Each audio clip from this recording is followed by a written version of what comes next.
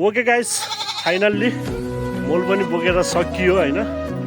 अब देख्न सक्नुहुन्छ मोल पुरा यो भरि थियो, खाल्टो भरि थियो। अब लगभग सकियो, यो कुन दोका मात्रै बाँकी छ होला। त्यसपछि पार्ने, अब यो लिएर जाने। ल फाइनल्ली खेतालाहरूले पनि धेरै दुःख पाए गाइजहरू। अब यी तलब बिनाको खेताला के गर्ने, त्यही हो। अब भोलि पर्सि अब मकै पाकेपछि दाई मम्मी मकै चाहियो भन्नु पर्दैन, म आफै तुरुन्तै ठ्याक्कै खाने बेला भएपछि बोकेर आइहाल्छु। यति दुःख गरेपछि त अब पसल.com जस्तो ट्याक्क यसो गर्ने बित्तिकै अलङ्कार बुझिहाल्छु म मकै पाक्ने बेला भएपछि। अनि दुःखम सुखम सकियो मोल बोकेर चाहिँ। अब यति हो, एकदम ठुलो खाल्टो हो कि यो, एकदम हिलो पानी परे गरेर मोल बोक्न नि यति गाह्रो भयो। फेरि यस्तै पानी पर्ला जस्तो भएको छ, पानी पनि कति आएको होला।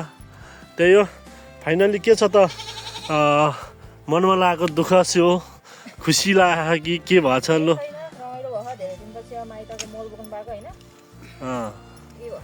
मनमा त यस्तो माइत नि किन आउने जस्तो त भएन नि।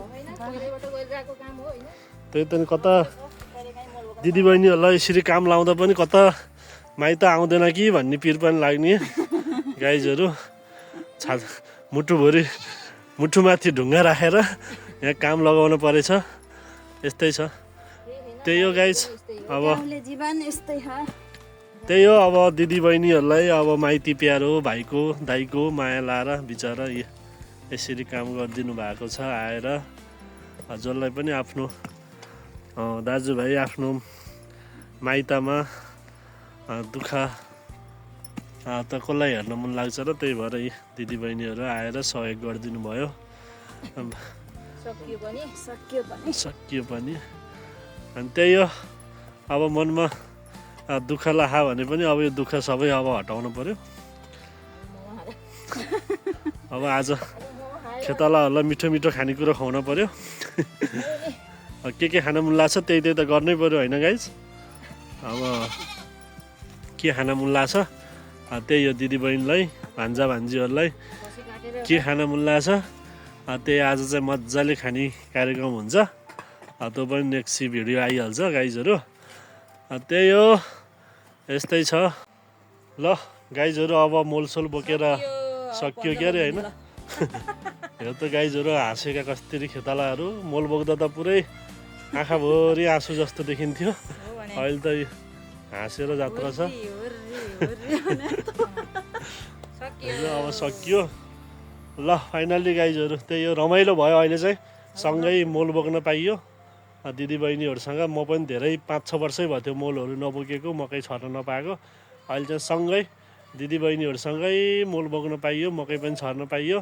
अझै ठुल दिदी आउनु भएन, माइली दिदी पनि आउनु भएन। अब त्यही हो, ठुल दिदीलाई अब यहीँबाट सम्झिरहेको छु। दिदीले उहाँबाट बिचरा एकदम म पनि जान पाए हुन्थ्यो भनिराख्नु भएको थियो। के गर्ने आफ्नै कारणवशले गर्दाखेरि अब त्यही त हामी जागिर खाइसकेपछि अब बिदा मिल्दैन। त्यही भएर अब दिदी मिस गरेको छु। अब तपाईँलाई अब मकै गोड्ने बेलामा भनेको छ नि दिदीबहिनीहरूले।